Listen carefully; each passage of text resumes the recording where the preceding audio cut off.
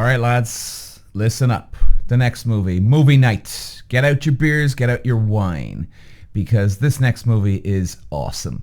Gran Torino, starring Clint Eastwood. Clint mother effing Cleesewood. Did I just say Cleesewood? Anyway, Eastwood. Lose my mind. So, guys, stop scrolling. Stop dating. Stop meal prepping your bowls. Listen.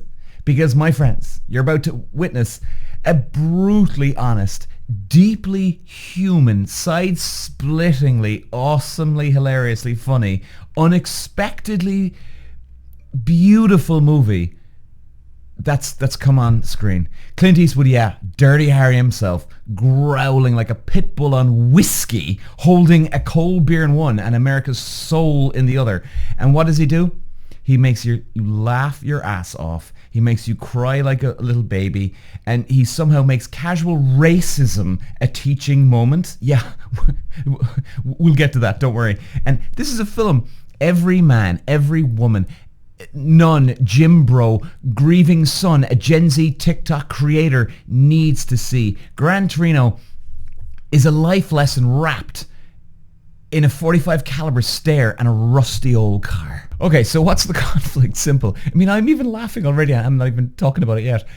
A racist old war vet, Clint Eastwood, doesn't want to befriend his neighbor. Okay, let's just draw the line in the sand here. He doesn't want anything to do with him at the start of the movie. But life always, it's got other plans. And Walt that's Clint Eastwood plays. And he's the kind of man who grunts more than he speaks.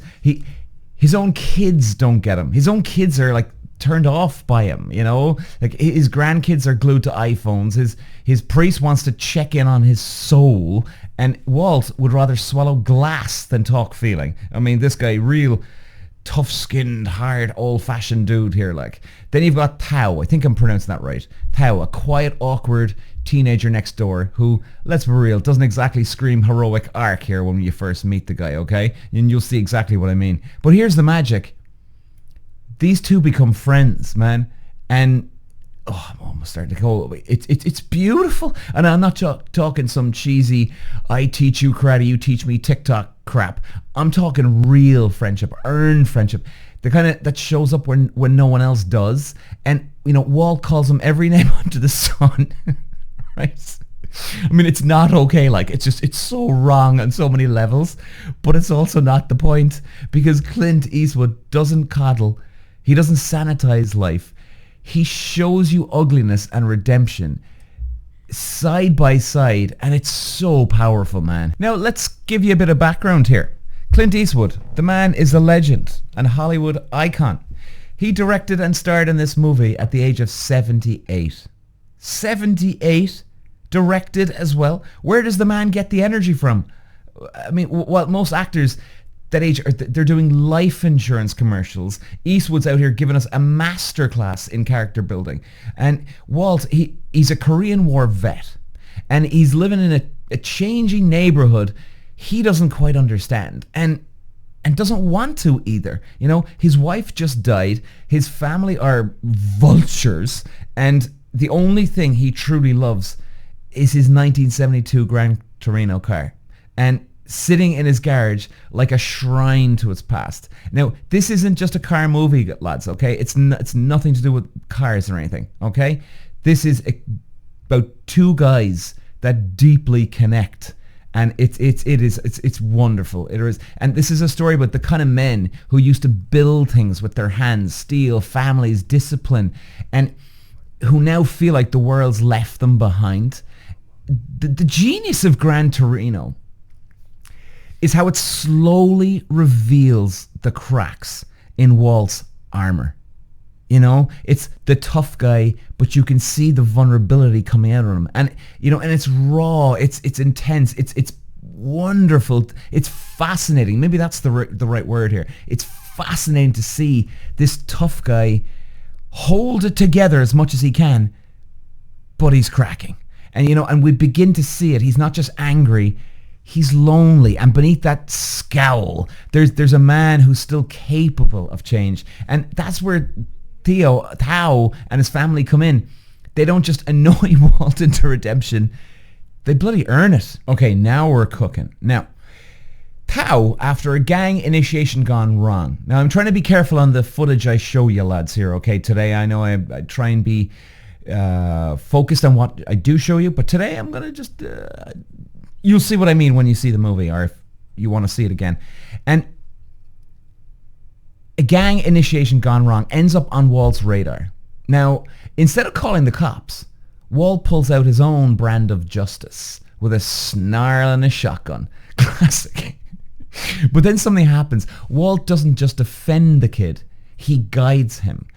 And he mentors him. He teaches him how to walk, how to talk to girls, how to be a man, not in a toxic alpha podcast way, but in a real way. You know, there's a scene where he walks into a hardware store, teaches him how to shake hands, how to look somebody in the eye.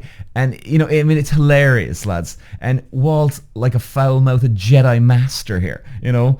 And this is where the film blossoms. Their relationship becomes this weirdly wholesome bromance. Part grumpy granddad, part Yoda, part emotionally unavailable dad, and part streetwise coach. And through it all, Eastwood somehow makes it funny, not preachy, if you get me. And because Clint, he never tells you what to feel. The guy shows you in his actions. And that's the genius about Clint Eastwood, man, and his direction and his screenplays. You know, he lets Walt be abrasive, offensive, wrong, but never fake. And Tao's family, you know, they're not props. They're real, layered, warm. His bond with Sue, that's the older sister. It's just chef's kiss, man. Their banter's fast. Their connection is deep. You feel it when he starts calling her Dragon Lady with affection instead of disclaim. I mean, you begin to realize Walt's not just changing because someone told him to. He's changing because love crept in despite him. Now, here comes the hammer. We're not going to give anything away in this movie, okay? Tao gets dragged deeper into gang violence, right? And Walt knows he can't just patch this up with a stern talk and a baseball bat. This is where Gran Torino stops being just good and becomes brilliant. I mean, it steps on the gas, man. It cranks up levels, multi-levels here. You think Clint's going to go Dirty Harry, full Dirty Harry, you know, kick the door down, light him up, cue the American flag, but no. Walt does something at the end. Like I said, we're not going to give anything away here.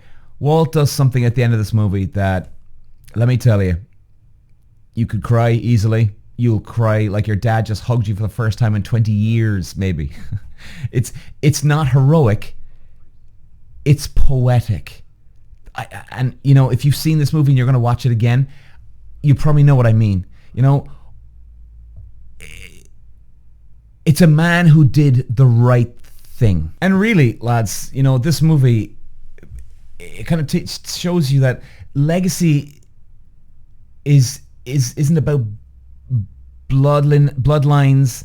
It's about connection. It's about who you lifted up when no one's watching. This is a film about the power of earned respect, unspoken love, and the ways men learn to heal when we drop the tough guy act and actually listen. You know, it's a laugh out loud. I mean, it's hilarious how wrong Clint Eastwood is in this movie.